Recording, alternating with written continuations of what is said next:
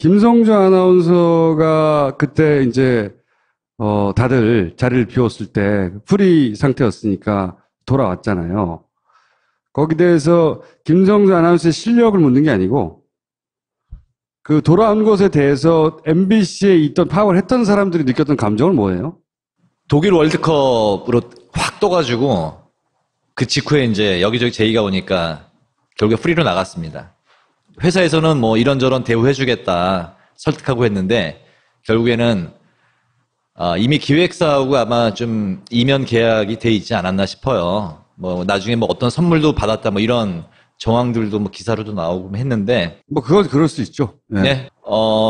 사실은 이제 프리를 하면 일종의 뭐 밥그릇 싸움인지는 모르겠지만 뭐 자존심이 아나운서국은 있는 거예요. 그 아나운서가 또 그 방송사의 프로그램으로 들어오려고 하면 저희는 우리 아나운서들 이렇게 또 있는데 이 사람들을 써라 이렇게 나갈 수밖에 없는 구조잖아요. 한동안 방송을 못했어요. 약간 뭐 좀 배신자 이미지 뭐 이런 것도 이제 좀 약간 기사에도 나가고 뭐 이랬었는데 그랬다가 친정이 MBC지만 잘 방송을 이제 못했었는데 결정적으로 2012년 저희가 6개월 파업을 하던 해가 또 올림픽이 있던 해 하필이면 여름에 그래서 이제 스포츠 캐스터들은 우리는 다 노조원이라서 이제 안 가겠다. 우리는 계속 파업에 임하겠다. 스포츠국하고 아나운서 국장, 뭐 부장 다 이제 뭐 설득을 했지만 결국에는 이제 안 가는 걸로 했는데 그 자리를 이제 김성주 씨가. 제가 궁금한 건 그 당시에 MBC의 아나운서나 혹은 그 노조원들이 어떤, 감정이었냐에 대해서는 보도된 바가 별로 없거든요. 네. 그걸 어떻게 받아들였냐는 거죠. 네. 저희가 무노동 무임금입니다. 그래서 6개월 동안 월급을 못 받고 매일 나와서 전단지 뿌리고 감정 소모가 엄청납니다. 많이 울고 많이 다치고 정신병이 생겨요. 근데 오로지 일념은 하나죠. 김재철이라는 사람 낙하산 사장이고 MBC를 망가뜨리려고 공정방송 못하게 하고. 그때 노조 판단이 맞았죠. 지금 국정원 문서 나오는 거. 그렇죠. 그때 그 나온 그 시점입니다. 네. 그래서 노조가 주장하는 게 엉뚱한 그 추정이나 망상이 아니고 실제로 국정원 차곡차곡 진행하던 거였죠. 네. 그러니까 이명박 대통령이 대통령 선거할 때 그때 울산 MBC 사장으로서 서울에 올라와가지고 그 선거 운동 도와주고 특보 역할을 했던 사람이 사장이 됐으니 앞으로 우리 MBC는 뭐 어떻게 될지 뻔한 그림이 보이는 거잖아요. 그래서 어쨌든 우리는 정말 맨 처음에 취임했을 때 39일 파업하고 졌어요.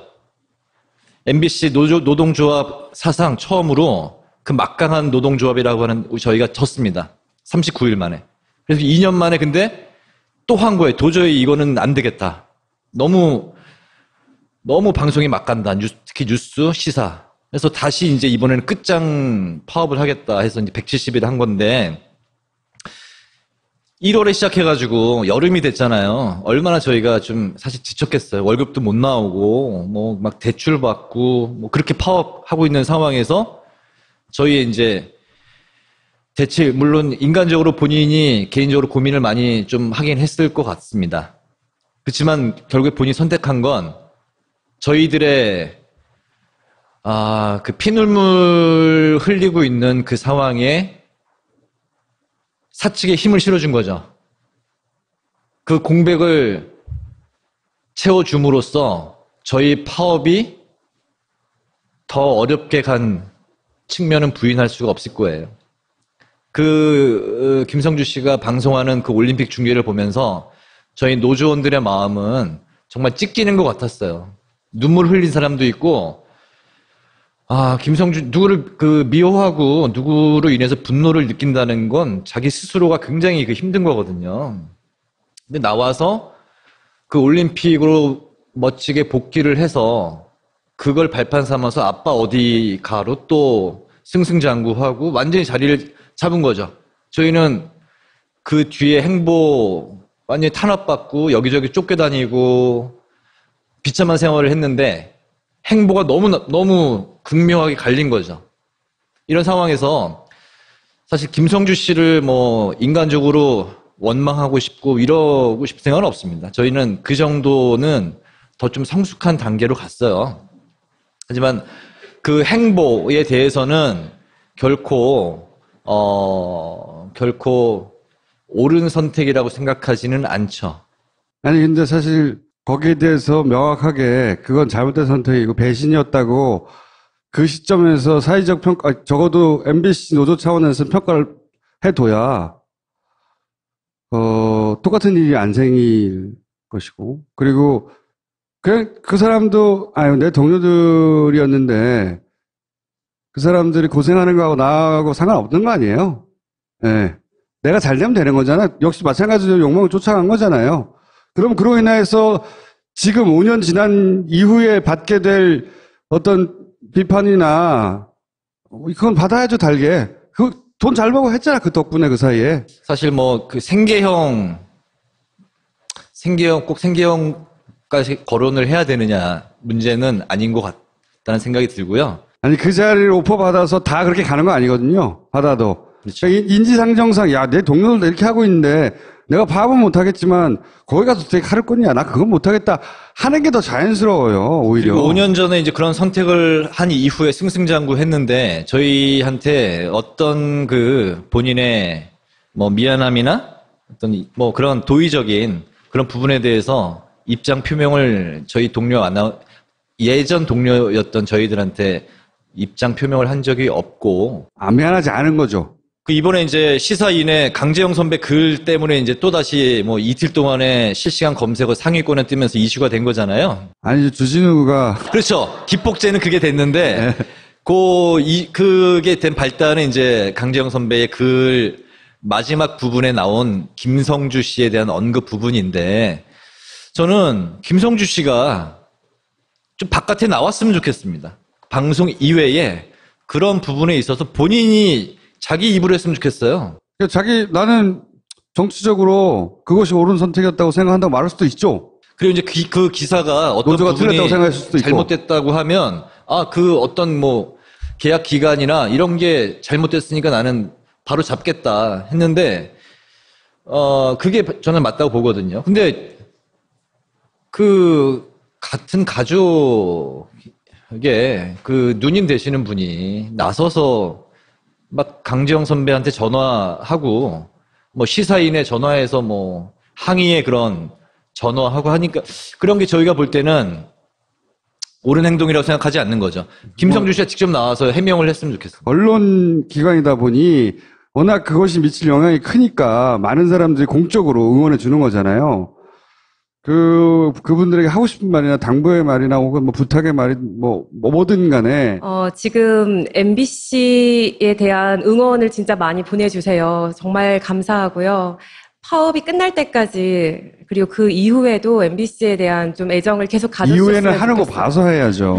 왜냐면 지금 막 하시는 말이 그동안 MBC 망가지는 동안 없어도 잘 살았는데 네. 뭐 꼭 MBC 정상화 시켜야 돼? 이런 말도 막 하시잖아요. 그렇죠. 하시더라고요. 총수님이. 없는데 10년 잘 살았거든요.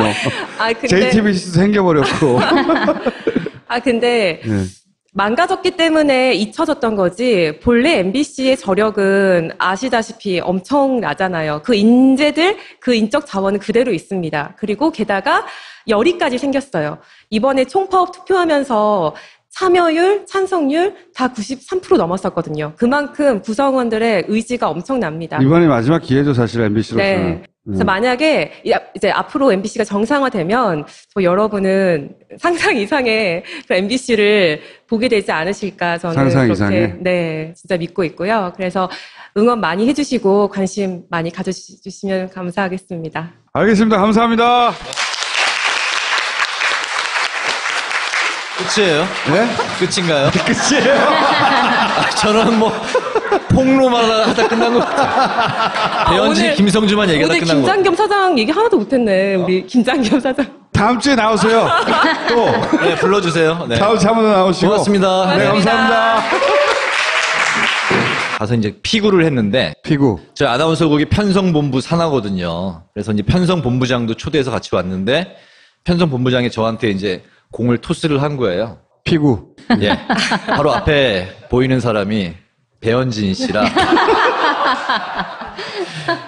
솔직히 배현진 씨를 일부러 맞히려고 한 건 아니고 앞에 배현진 씨가 보였는데 굳이 배현진 씨도 제가 피하고 싶진 않았어요.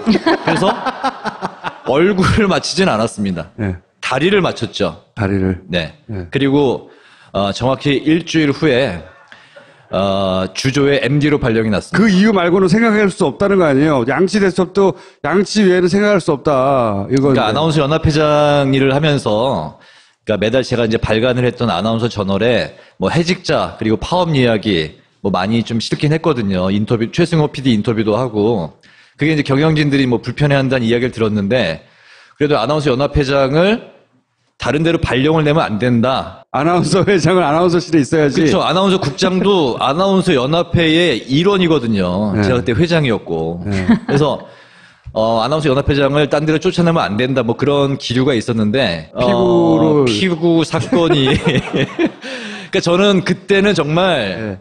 그 생각은 못했어요. 차마 또 정기 인사 때가 아니었는데 혼자 발령 나셨거든요. 그 직전에 있었던 건 피고 사건밖에 없는데. 없는 거죠. 그리고 이제 아무래도. 주조 발령이 나서 편성국장 출근 첫날 이제 인사를 하잖아요. 네. 그 간 이유는 뭐라고? 인사 발령이 갑자기 난 거예요. 사전에 아무 통보 없이. 그래서 발령이 나서 신동욱 국장한테 제가 발령 사유가 뭐냐? 그랬더니 아주 고압적으로 우리는 그런 거 가르쳐 주질 않아. 그때는 정말 분위기가 그랬습니다. 그러면 그냥 가방을 쌀 수밖에 없는. 그래서 이제 그 다음 날부터 이제 편성국 주조로 발령이 난 건데 그래서 이제 편성국장 그 노혁진 당시 국장이 지금은 지방사 사장입니다. 그래서 물어봤죠. 어떻게 내가 발령이 난 거냐 했더니 사실은 신동욱 국장이 연락이 와서 본인은 아나운서가 주조 MD를 하긴 너무 힘들다. 너무 연관성이 없지 않냐 했는데 신동욱 국장이 괜찮다. 그냥 주조 MD를 시켜라. 이런 이야기를 들었습니다. 배현진 아나운서 그때 아파했어요? 총수님하고 보니까 동갑인데요. 네. 제가 사실 그러세요? 던지면 얼마나 힘이 있겠습니까? 배궁 아팠겠네. 근데 분위기가 일순 좀 썰렁했던, 사람들이 좀 약간 뜨악했던, 이건 뭐지 했던 그런, 우리는 다 노조원이라서 이제 안 가겠다. 우리는 계속 파업에 임하겠다. 스포츠국하고 아나운서 국장, 부장 다 이제 설득을 했지만 결국에는 이제 안 가는 걸로 했는데 그 자리를 이제 김성주 씨가. 네. 제가 궁금한 건 그 당시에 MBC의 아나운서나 혹은 그 노조원들이 어떤, 감정이었냐에 대해서는 보도된 바가 별로 없거든요. 네. 그걸 어떻게 받아들였냐는 거죠. 네. 저희가 무노동 무임금입니다. 그래서 6개월 동안 월급을 못 받고 매일 나와서 전단지 뿌리고 감정 소모가 엄청납니다. 많이 울고 많이 다치고. 김성주 아나운서가 그때 이제 다들 자리를 비웠을 때 프리 상태였으니까 돌아왔잖아요. 거기에 대해서 김성주 아나운서의 실력을 묻는 게 아니고 그 돌아온 것에 대해서 MBC에 있던 파업을 했던 사람들이 느꼈던 감정은 뭐예요? 독일 월드컵으로 확 떠가지고 그 직후에 이제 여기저기 제의가 오니까 결국에 프리로 나갔습니다. 회사에서는 이런저런 대우해주겠다 설득하고 했는데 결국에는 이미 기획사하고 아마 좀 이면 계약이 돼 있지 않았나 싶어요. 나중에 어떤 선물도 받았다 이런 정황들도 기사로도 나오고 했는데 그건 그럴 수 있죠. 네. 9일 파업하고 졌어요.